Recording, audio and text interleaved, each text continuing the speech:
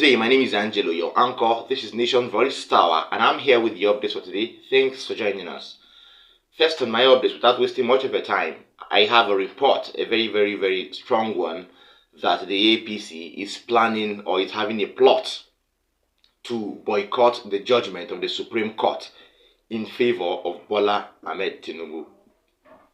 It's been long we spoke about the Presidential Elections Petitions Tribunal that just got concluded, and I'm here with something about the Supreme Court. All right, it's no longer news that Peter Obi had his judgment, toggled with or mesmerized. Yes, I would say, because we saw what happened. So now, an update touching my table says that the APC are planning to sway the Supreme Court judgment in favor of Bola Tinibu. Now listen, subtle move to cajole the Supreme Court to uphold the Presidential Election Petitions Court's judgment affirming the election of President Bola Tinibu has been uncovered.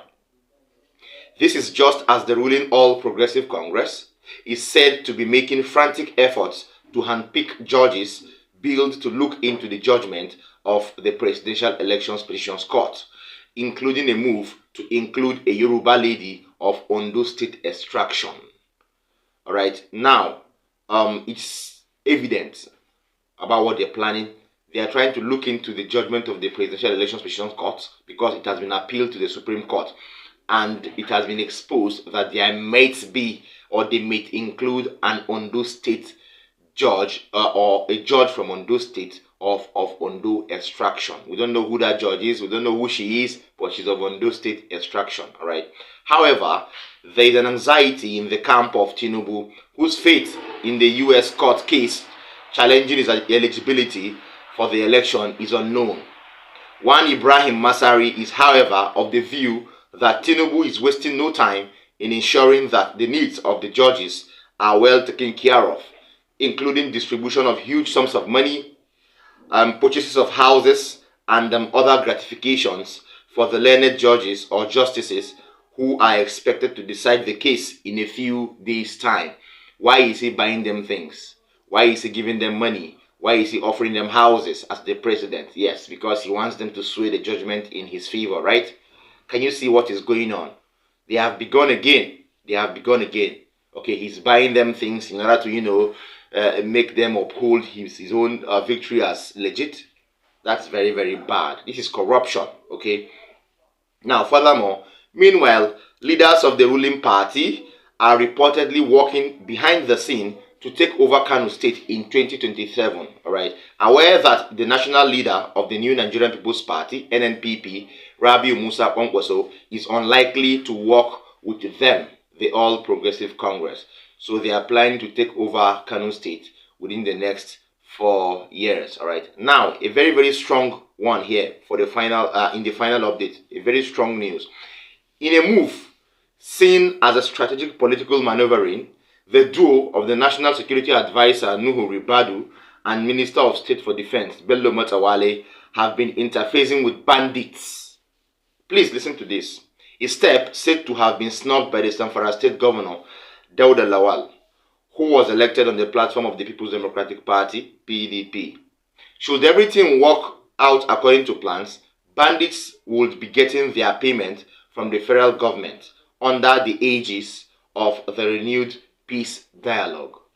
Meetings, according to findings, have already been held in Zamfara and Katsina states, respectively. And on that note, I am going to show you something in my next update that's going to confirm this. So, on this issue, I would love to say precisely that Bola Tinubu is planning something that Nigeria has never heard. You're planning to sway the Supreme Court judge or the judges of the Supreme Court to your favor again by dashing them money, dashing them things, giving them houses, even upgrading their salaries. That's not the best. If you review their salaries, that does not make them the best people, all right? So we'd like to say precisely that, please, something should be done about this. I don't know, but anybody that needs to hear this should hear this, please, because if not, I don't think Nigeria is going to really stand very stable politically and economically, because when you have somebody who is not supposed to be at the high places in the presidency, in the National State House as the person there, there is an issue, right? There are lots of discrepancies that are following up his emergence as president, lots of discrepancies in his certificates, lots of cases against him, perjury, forgery, and all that. All right. So please, I think people that need to hear this, the international community should listen to this and come to the aid of Nigerians, because at this point, I think Nigerians feel helpless already. So this man is already in power, so he has everything at his beck and call. Let us hope that things get for the better. Now, on what I told you earlier, a group of terrorists on Saturday held a peace parley with the people of Fankama village in Faskari local government area of Katsina State. How? How?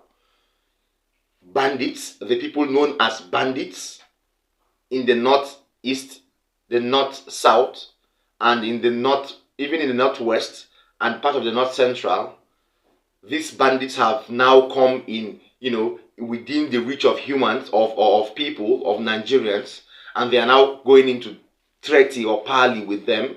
Please watch this video. When you're done watching this video, I'll tell you what I'm going to tell you. Stay tuned.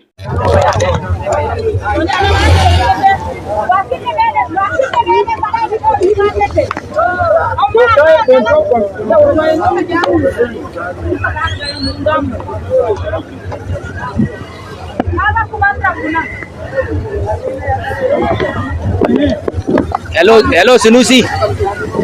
Da Allah ina son kana ji. Ka biyo bakin hanya duka ka gaya ma mutane cewa da Allah ga Fulani nan za su zo su wuce ba ruwan kowa da su. An yi magana ne yanzu za su zo wucewa kawai za su. Ka gane abu bakin hanyar nan kar wanda ya ce wani abu ga su nan wucewa kawai za su yi. Da Allah abi ga su nan za su taho yanzu da Allah abi a gaya ma mutane. Right, welcome back. If you're just joining us, this is still Nation Voice Tower, your most preferred YouTube channel. Now, you watched the video there, and I don't understand. Why will terrorists be in treaty with people? All right. Now, it was allegedly said that the person making that call in that video was a soldier man, a personnel of the Nigerian army. Now, let me explain what he was saying in Hausa. He was asking his colleagues at the forefront in Fankama village to clear the air or to clear the way for these terrorists to pass, alleging that they are trying to pass peacefully. Who does that? Terrorists that are not even supposed to coexist with Nigerians are being asked to pass peacefully. Permissions are being asked on their behalf, so they could pass peacefully. Of course, you saw them with rifles.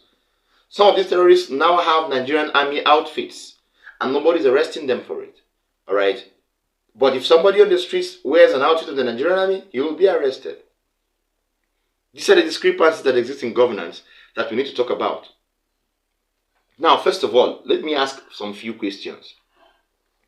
Why would these people even hold guns and answer the name terrorists under the noses of the Nigerian army, under the noses of security operatives? What are they really agitating for? Yes, we've heard of the militants in the south. We know what they're agitating for. We've heard of those in the southwest. Okay, we know what they're agitating for. All right, the Amotekun, right, and all that. Those are agitating for the Yoruba nation, and fine. Okay, we've heard of the IPOB. We know what they are agitating for. What are these people agitating for? Far away, the north central part of the country. All right, they're always carrying guns, loss of lives and property, causing lots of damage, pandemonium here and there. What are they really fighting for? All right, fine. What are the security operatives deployed there doing about these things? Okay, let us take it that that voice was not allegedly attributed to a soldier man or a Nigerian army personnel. All right, what are the security operatives deployed there doing right now after hearing this or seeing this? Because these people are invariably going to pass where there are security operatives. All right, now, are they aware, or aren't they aware of this move? These are questions we should ask, because if these things are happening, that means Nigerians are no longer safe. All right, they are no longer safe for any reason whatsoever. All right. So it's now evident that these terrorists are now thriving among us. All right. These people they now have the power, the political power to ask for permission before they pass. All right, without being touched. This is very, very bad. We need to change the notion. Okay, we need to change our perspective, our mindset. So we'll tackle some of our problems, with a wave of the hand. We should not allow things like this to exist while Nigeria is trying to be a better place. All right. Wow. I feel so pathetic for the people of Fankama village because in the last update, of course, you heard me. I mentioned Katsina State and Zamfara State. These are where meetings have been held already to bring bandits into the Nigerian government, federal government payroll. How? For what? That is very, very bad. That is so sad. So let's hope that these things don't get to reality. Because if bandits are now going to be on the payroll of the federal government, this is very heinous. I have never heard of this. What are you encouraging? What are you trying to promote? What are you advocating for? Finally, this is funny, but it's so serious. The deputy governor of the Edo State part of Nigeria, let me say the deputy governor of Edo State, Honorable Philip Shaibu, has been denied access to his old office at the government house in Benin City, far away Edo State. Now, he packed out by himself, and of course, nobody asked him to pack out to a new office he attributed to himself. Why will he come back to the office? This really is a sort of example that should be shown to any stubborn deputy governor that has erupted or that will erupt in the near future. Please watch this video. More details after the break. Now, up to now, I don't have any official communication that I should indicate. The only people that have official communication is my civil servant. The civil servant has the official communication, but I don't have any official communication. I'm speaking to you now. I'm standing by the gate.